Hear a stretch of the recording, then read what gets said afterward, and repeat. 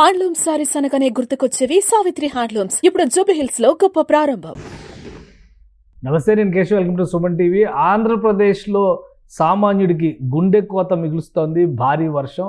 మరీ ముఖ్యంగా మధ్యాంధ్రలో విజయవాడ కేంద్రంగా కుంభవృష్టి కురిసినటువంటి పరిస్థితి గత 20-30 ఏళ్లలో ఎప్పుడు చూడలేదు. ఆ స్థాయిలో భారీ వర్షం పడింది. అనేక కాలనీలు నీట మునిగాయి. అలానే గ్రామీణ ప్రాంతాల్లో చెరువు కట్టల మధ్య ప్రమాదం అంచున ప్రజలు బిక్కిబిక్కిన జీవిస్తున్నటువంటి పరిస్థితి. ఈరోజు ఉదయం నుంచి కొంతవరకు విజయవాడలో వర్షం తెరిపించినటువంటి నేపథ్యంలో సహాయక చర్యలు కూడా ముమ్మరంగా సాగుతున్నటువంటి పరిస్థితి. తాజా పరిస్థితి అక్కడ ఎలా ఉంది వివరించడానికి మనతో పాటు ఉన్నారు మా ప్రతినిధి స్వాతి, చెప్పండి, విజయవాడలో పరిస్థితి ఏంటి? వర్షం ఉదయం నుంచి అయితే తగ్గింది అంటున్నారు. ప్రస్తుతం ఉన్నటువంటి కండిషన్స్ ఏంటి? కేశవ్, గత 2 రోజుల నుంచి కూడా విస్తారంగా ఏపీ మొత్తంగా వర్షాలు కురుస్తున్న నేపథ్యంలో కృష్ణా జిల్లాకి సంబంధించి ముఖ్యంగా పరివాహక ప్రాంతాలు, కృష్ణా జిల్లాకి కృష్ణా నదికి పరివాహక ప్రాంతాలన్నీ కూడా మొత్తంగా నీటి మునిగాయి. ఎప్పుడూ లేని విధంగా గత 200 సంవత్సరాల క్రితం జరిగిన పరిస్థితి ప్రస్తుతం విజయవాడలో చూస్తున్నాం. ముఖ్యంగా అలాగే కృష్ణా జిల్లాలో లోతట్టు ప్రాంతాలన్నీ కూడా జలమయమైపోయాయి. నిన్నటి నుంచి కురుస్తున్న వర్షానికి చాలా మంది ప్రజలు ఇళ్లలోకి నీళ్లు వెళ్ళిపోవడంతో రోడ్ల మీదే చాలా మంది ఉంటున్న పరిస్థితి కూడా మనకి ప్రస్తుతం కనిపిస్తుంది. ఈ రోజు ఉదయం నుంచి వర్షం కొంచెం తగ్గుముఖం పట్టినప్పటికీ కూడా మరి ఇంత 20 సెంటీమీటర్ల వర్షపాతం నమోదు కావడంతో చాలా మంది కూడా ఇబ్బందులు ఎదుర్కొంటున్న పరిస్థితి మనం ప్రస్తుతం విజయవాడ వరకు చూడొచ్చు. అలాగే మరి మంత్రి లోకేష్ గారు కూడా లోతట్టు ప్రాంతాలన్నీ కూడా స్వయంగా ఆయనే వెళ్లి, ఆయన బృందం వెళ్లి పరిశీలించడము, వారికి ఎలాంటి సహాయక చర్యలు అవసరమో దాని మీద కాన్సన్ట్రేట్ చేసి వెంటనే చర్యలు చేపట్టే విధంగా అధికారులు కూడా ఆదేశాలు అందించడం కూడా జరుగుతుంది. ప్రస్తుతం అయితే విజయవాడలో కొంచెం తగ్గుముఖం పట్టినట్లుగానే కనిపిస్తుంది. మరి మధ్యాహ్నం నుంచి కూడా కొంచెం వర్షం పెరిగే అవకాశాలు ఉన్నాయని వాతావరణ శాఖ అధికారులు కూడా సమాచారం అందించడంతో మరి ఎస్డీఆర్ఎఫ్ బృందాలు కూడా వెంటనే సహాయక చర్యలు చేపట్టడము, ఆ లోతట్టు ప్రాంతాల ప్రజల్ని పునరావాస కేంద్రాలకు తరలించడం అయితే ప్రస్తుతం జరుగుతుంది. కేశవ్, మరి మొత్తంగా చూసుకుంటే అలాగే ఒకవైపు సీఎం చంద్రబాబు నాయుడు గారు కూడా అన్ని శాఖల అధికారులు కూడా సమన్వయం చేసుకుని వాటి వెంటనే సహాయక చర్యలు చేపట్టాలి, ఎవరు కూడా ప్రజలు ఇబ్బంది పడకుండా ఉండాలని కూడా ఆదేశాలు జారీ చేసినట్టుగా కూడా కనిపిస్తుంది. కేశవ్, రైట్. ఇప్పుడు విజయవాడకు వస్తున్నటువంటి వరద కృష్ణా నదికి సంబంధించి ఎక్కువ అటెన్షన్ ఉంది. అధికారులు కూడా పదే అదే చెప్తున్నారు. వరద తీవ్రత పెరుగుతోంది. ఎగువన పులిచింతలు అన్ని గేట్లు తెరిచినటువంటి పరిస్థితి. ఖమ్మం జిల్లాలో పడుతున్నటువంటి వర్షం, ఆ సరిహద్దు ప్రాంతాల్లో నుంచి ఏరుల నుంచి ప్రవహిస్తున్నటువంటి వరద నీరంతా కూడా ఎగువన కృష్ణా జిల్లాలో జమ అవుతుంది అనేటువంటిది అధికారులు ఇస్తున్నటువంటి సమాచారం. కృష్ణా తీరంలో పరిస్థితి ఎలా ఉంది? వరద వస్తున్నటువంటి తీరు ఎలా ఉంది? మొత్తంగా కృష్ణా బ్యారేజ్ కి సంబంధించి పూర్తిగా 70 గేట్లు కూడా ఎత్తివేశారు. కేశవ్, అలాగే దానికి సంబంధించి అధికారులు కూడా అంటే నిన్నటి మీద ఈ రోజు కొంచెం వరద ఉధృతి తగ్గినట్లుగానే కనిపిస్తూ ఉంది. అలాగే లోతట్టు ప్రాంతాల ప్రజల్ని కూడా పునరావాస కేంద్రాలకి తరలిస్తూ ఉన్నారు. కృష్ణా బ్యారేజ్ కి సంబంధించి 3 అడుగుల మేర గేట్లు కూడా ఎత్తివేశారు.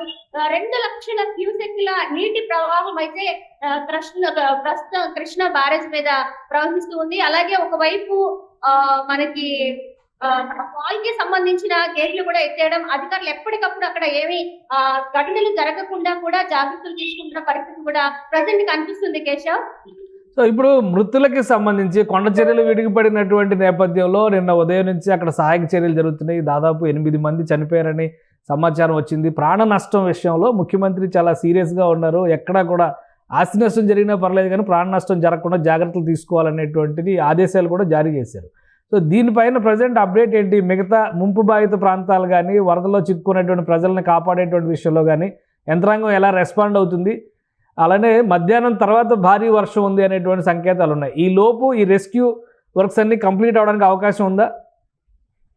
కేశవ్, నిన్న జరిగిన భారీ కొండరాళ్లు విరిగిపడిన నేపథ్యంలో మొత్తం 2 కుటుంబాలు కూడా ఆ కొండరాళ్ల కింద బలయ్యాయన్న విషయము అందరికీ తెలిసిందే. సో 4 అయితే ప్రాణాలు కోల్పోయారు. ఇంకా ఆ కొండరాళ్ల క్రింద 4 ఉన్నారనే సమాచారం అయితే అందుతూ ఉంది. ఆ కొండరాళ్లు చిన్నగా ఇంకా ఈ వర్షానికి నానిపోయి చిన్న రాళ్లు పడుతున్న నేపథ్యంలో కొంతవరకు వర్క్ అక్కడ ఆపేశారు. మళ్ళీ యథావిధిగా ఈ రోజు వర్క్ కంటిన్యూ చేస్తూ ఉన్నారు. మొత్తంగా ఇంకా ఎంతమంది ఉన్నారు రాళ్ల కింద, ఎంతమంది ప్రాణాలు కోల్పోయారు, క్షతగాత్రులు ఎంతమంది ఉన్నారు, లేదా మృతుల సంఖ్య ఇంకా పెరిగే అవకాశం ఉందా అనేది కూడా ఇంకా క్లియర్ గా తెలియాల్సి ఉంది కేశవ్. ప్రస్తుతం అయితే వర్క్ జరుగుతూ ఉంది, భారీ ప్రొక్లైన్ ద్వారా అక్కడ వర్క్ అయితే చేస్తూ ఉన్నారు.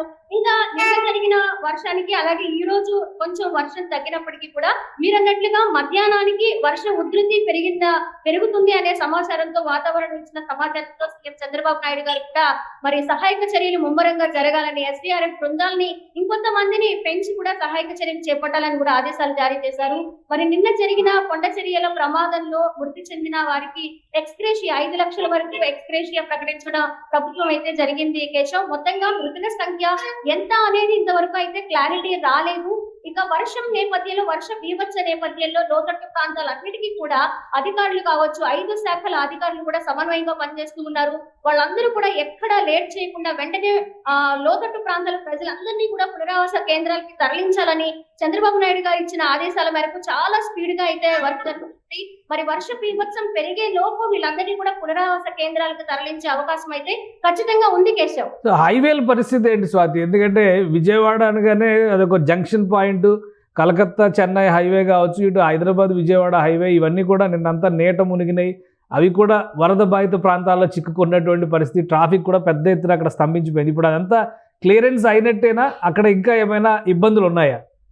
యా కేశవ్, నిన్న అయితే నిజంగా బస్ స్టాండ్, మార్కెట్ దగ్గర ఇంతవరకు లోతట్టు ప్రాంతాలుగా మనము నీట మునిగాయి అనుకుంటే అటు భవానీపురము లేక మార్కెట్ జంక్షన్ లో జరిగి ఉండొచ్చేమో, కానీ గతంలో ఎప్పుడు కూడా బస్ స్టాండ్ దగ్గర ఆ ఎత్తున నీరు చేరుకోవడం అనేది ఇంతవరకు ఎప్పుడు కూడా జరగలేదు కేశవ్. ఎప్పుడో ఒక 100 సంవత్సరాల క్రితం అయితే జరిగిందని కూడా అధికారులు చెప్తూ ఉన్నారు.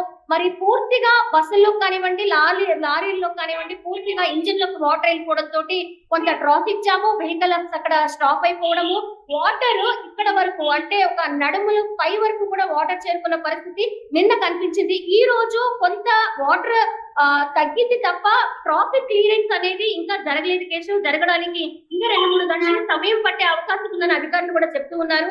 బట్ మీరన్నట్టుగా ఇక్కడ కలకత్తా హైవే అటు నుంచి భారీ వెహికల్స్, అలాగే హైదరాబాద్ నుండి కూడా మాక్సిమం అట్టే వెళ్లాల్సిన అవసరం ఉంది కాబట్టి చాలా క్లియర్ గా అక్కడ ట్రాఫిక్ ని క్లియర్ చేయడము, వాటర్ ని క్లియర్ చేయడము, వాటర్ ట్యాంక్ ద్వారా అక్కడ వాటర్ ని క్లియర్ చేసి ఆ వాటర్ ట్యాంక్ ద్వారా వేరే చోట వాటిని డంప్ చేయడం కూడా జరుగుతూ ఉందని అధికారులు చెప్తూ ఉన్నారు. చాలా స్పీడ్ గా అక్కడ వర్క్ అయితే జరుగుతుంది.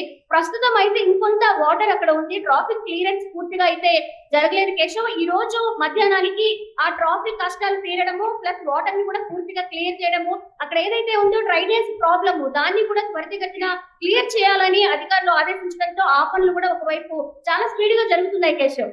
సో రైళ్ల రాకపోకల పైన క్లారిటీ ఏమైనా ఉందా? రైళ్ల రాకపోకలకు సంబంధించి ఆల్రెడీ 2 రైళ్లు క్యాన్సిల్ చేశారు, మరో 2 రైళ్లు పార్షియల్గా రద్దు చేశారు అనేటువంటి సమాచారం ఉంది. 17 రైళ్లు దారి మళ్లించారనేటువంటి ఇన్ఫర్మేషన్ వస్తుంది. సో విజయవాడ రైల్వే స్టేషన్ పరిస్థితి ఏంటి? రైళ్ల రాకపోకలకు సంబంధించినటువంటి అప్డేట్ ఏంటి?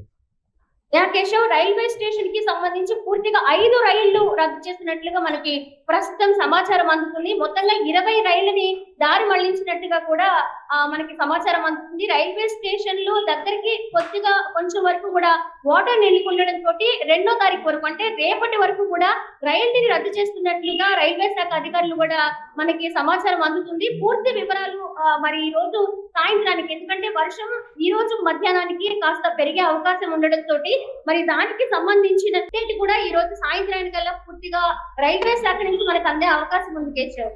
Right, thank you Swathi updates అందించినందుకు. ఇది విజయవాడ పరిసర ప్రాంతాల్లో వాతావరణం ఇంకా అదే స్థాయిలో అదే తరహా ఉత్కంఠ భరితమైనటువంటి సన్నివేశంగా మారుతున్న పరిస్థితి కనిపిస్తుంది. వర్షం తగ్గినప్పటికీ కూడా వరద ఉధృతి మాత్రం విజయవాడ నగరంలో ఇంకా ఎక్కడ తగ్గలేదు. చాలా కాలనీలో ఇంకా వరద గుప్పిటే ఉన్నటువంటి పరిస్థితి. అలానే కృష్ణానదికి వస్తున్నటువంటి భారీ వరదలు కూడా అధికారుల నుంచి లోతట్టు ప్రాంతాల ప్రజల్లో గుబులు రేపుతున్నటువంటి పరిస్థితి ఉంది. అలానే మధ్యాహ్నం తర్వాత కనుక మరొకసారి భారీ వర్షం విజయవాడలో విజృంభిస్తే పరిస్థితి చేదాటేటువంటి ప్రమాదం ఉందనేటువంటి హెచ్చరికలు కూడా వస్తున్న నేపథ్యంలో ప్రతి ఒక్కరూ అప్రమత్తంగా ఉండాలి. అవసరమైతే తప్ప బయటికి వచ్చేటువంటి పరిస్థితి ఉండకూడదు. అలానే సహాయక చర్యల విషయంలో ఎన్డీఆర్ఎఫ్ బృందాలు, స్టేట్ డిజాస్టర్ మేనేజ్మెంట్ బృందాలు సమన్వయంతో పనిచేస్తున్నాయి. అధికార యంత్రాంగానికి సహకరిస్తే వీలైనంత వరకు నష్టాలను నివారించవచ్చని ప్రభుత్వం విజ్ఞప్తి చేస్తోంది ప్రజలకి. సుమన్ టీవీలో మీ పర్సనల్ అండ్ బిజినెస్ ప్రమోషన్స్ కోసం కింది నెంబర్కి కాంటాక్ట్ చేయండి. న్యూస్.